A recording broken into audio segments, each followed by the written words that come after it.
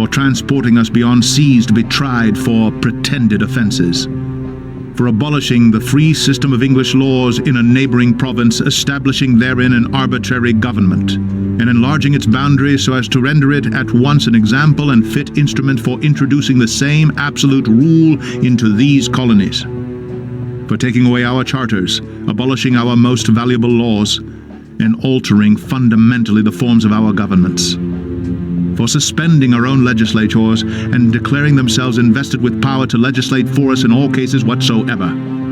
He has abdicated government here by declaring us out of his protection and waging war against us. He has plundered our seas, ravaged our coasts, burnt our towns, and destroyed the lives of our people.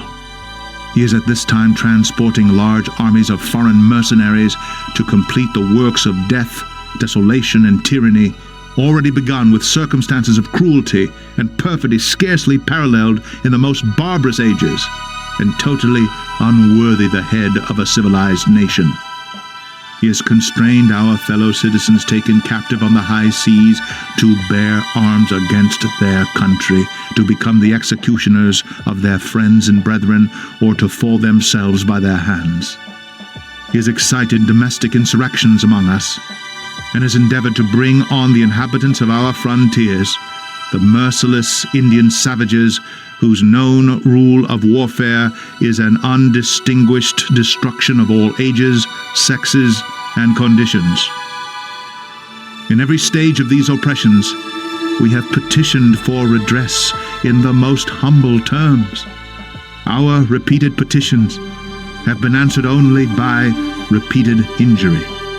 A prince, whose character is thus marked by every act which may define a tyrant, is unfit to be the ruler of a free people.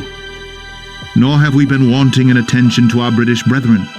We have warned them from time to time of attempts by their legislature to extend an unwarrantable jurisdiction over us. We have reminded them of the circumstances of our emigration and settlement here. We have appealed to their native justice and magnanimity, and we have conjured them by the ties of our common kindred to disavow these usurpations, which would inevitably interrupt our connections and correspondence. They too have been deaf to the voice of justice and of consanguinity. We must, therefore, acquiesce in the necessity which denounces our separation and hold them, as we hold the rest of mankind, enemies in war, in peace, friends.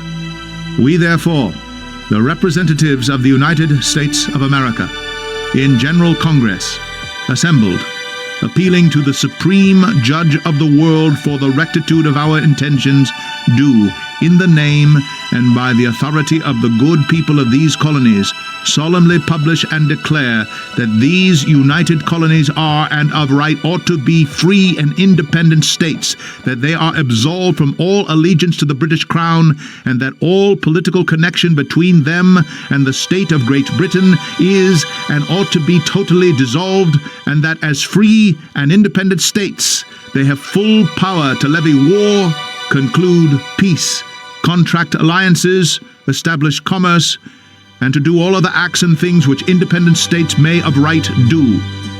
And for the support of this declaration, with a firm reliance on the protection of divine providence, we mutually pledge to each other our lives, our fortunes, and our sacred honor. The poorest country, Mali is the poorest, saying it every year in their economic surveys. Burkina Faso is the poorest country, Mali is the poorest country, Niger is the poorest country. We are ranked among the last.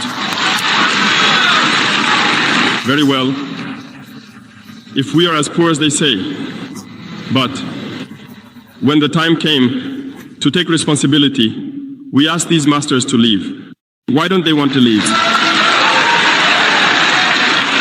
When we take the case of Niger, for over 40 years, some countries have been exploiting uranium to produce energy for themselves. From Ottawa to Paris, the streets are lit up. That's the light. But in Niger, it's darkness that is served to us. When you go to our states, our lands are riddled with holes, everywhere in search of precious metals like gold, but often there isn't even the slightest accessible road to reach the areas where they exploit gold, let alone some basic social services. That's why we decided to revolt and take the destiny of our countries into our own hands. There are many other examples. But when we decided to do so, well, we were approached by some armchair slaves to deliver the message of their master, because they had created this kind of polymer chain that rises to the head of our states to serve them. And we came to break the chain. And it's inconceivable for them. They approached us and asked us to fall in line, to become part of the elite that must lead Africa, because they have a trained and conditioned elite that they must follow, who are embedded in that chain. We refused Bawafat to fall in line with them, and from then on, hostilities began. They have infiltrated our areas with several mercenaries, trainers. Agents have descended into the Sahel, hoping to carry out barbaric, cowardly attacks against our populations, hoping to incite them to revolt. In addition to these on-the-ground attacks, communication attacks, manipulation, and disinformation are rampant in their ranks. But the people of the Sahel have understood, and never again will they be manipulated. They know where they come from, they know what they are doing, and they know where they are going.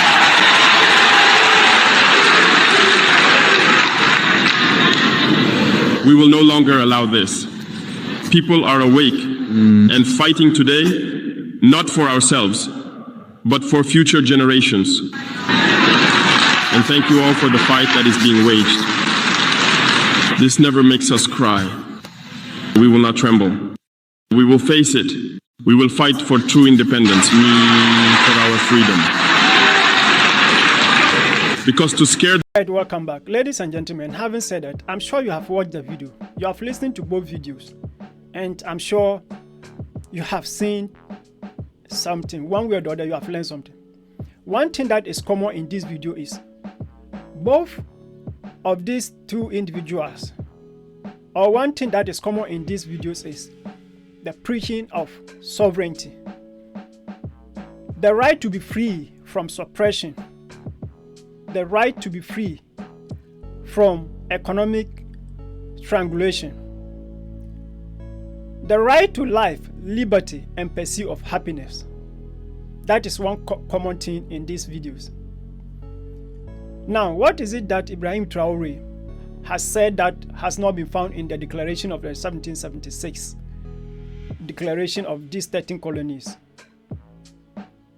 They fought against their colonial rule, which is the Britons in those days. These 13 colonies, which is the United States of America, fought against their colonial rule. They fought against the colonial masters. They stood against oppression. They stood against anything that does not favor the people. They stood against foreign influence and dominance in their own land. And they stood for equality, liberty, freedom, and pursuit of happiness.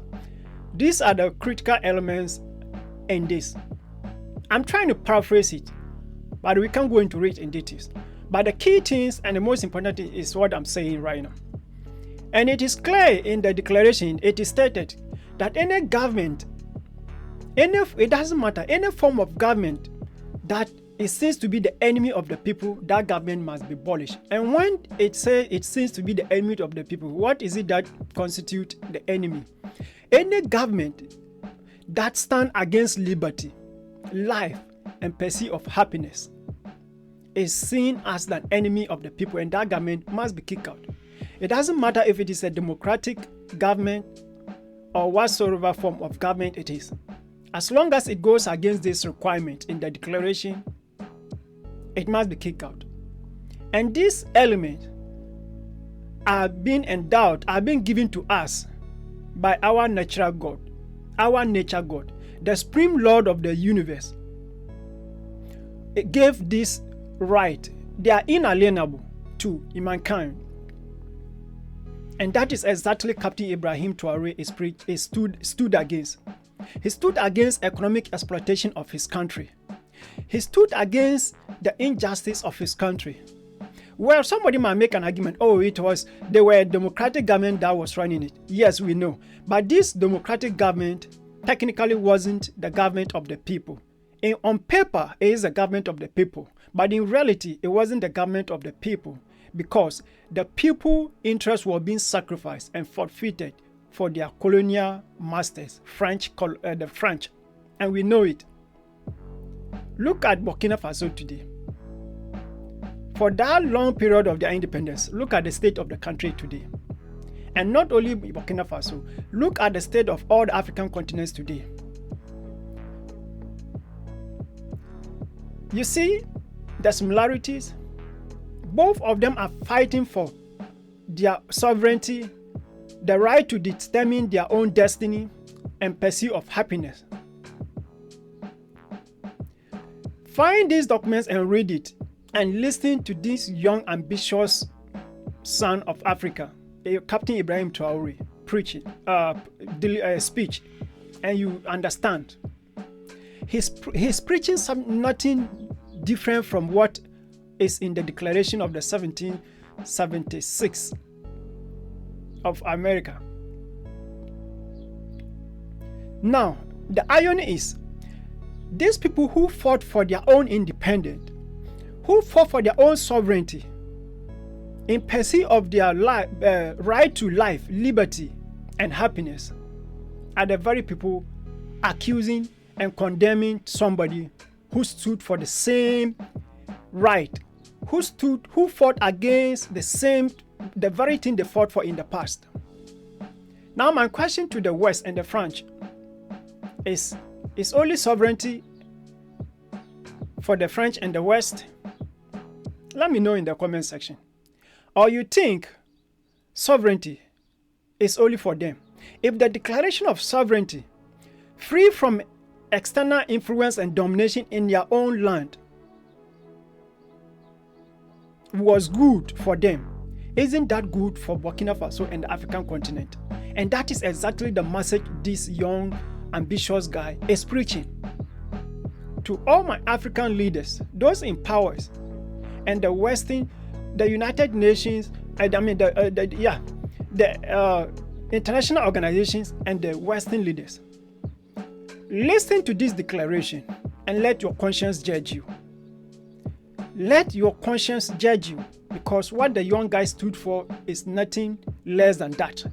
He stood for what is inalienable right of his country and his continent, and that message must be made clear. Ibrahim Traoré stood for the sovereignty of his country. He's fighting for his people, and not just elite, the farmers, mothers, and children, just as George Washington and the founding fathers of America stood on their ground and fought for liberty, life, and pursuit of happiness for the United States of America. George Washington didn't fight for the elite. He fought for farmers, mothers, children, and everybody.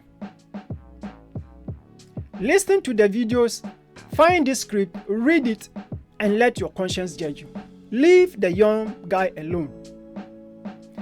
Silent is enough, my African people. It was silent that led to the assassination and murder in cold-blooded of our legends like Kwame Nkrumah, Thomas Sankara, Patrice Lumumba, and many others. Silent is not an option at this moment. For the sacrifice, it took sacrifice that American people secured their independence. And one thing for sure, the independence was not given. They fought for it. It is about time African youth, African leaders, and the whole continent must rise to defend what is theirs. Let this message reach everybody. All the African leaders, share and let this message reach everybody who this message needs to get. The guy hasn't done anything wrong. Just because he's challenging the status quo, he hasn't done wrong. He's asking for the very same thing that was declared in the 1776 Declaration of American Independence. It's the same thing that he's asking for. Africa must rise. If we don't rise to build our country, nobody will build it. African youth are traveling outside the continent, going to Africa, America, Europe, and France because their great-great-grandfathers stood and fought to develop their country today, and that's why we are living and traveling to this continent and these countries. Africa must do the same to develop your continent. If we don't do that, we and our generation shall continue to be slavery, perpetual slavery. Yes. And as we can see, the American, the Western, and the French, or the Europe, they are not longer coming to Africa for slavery, or they are not into slavery. They are coming to Africa to steal what we have, to the development of their country and to the benefit of their people. African leaders, what are you in power for? Are you not there to serve your people just like the American, the French, and the Europeans are serving their people? Let your conscience judge you. Ibrahim Traoré fight for what is due. He's fight for what is. He's fighting and he stood for his inalienable right for his country and the African continent. Thank you and welcome to Timeless Time. Stay timeless, and it is time now.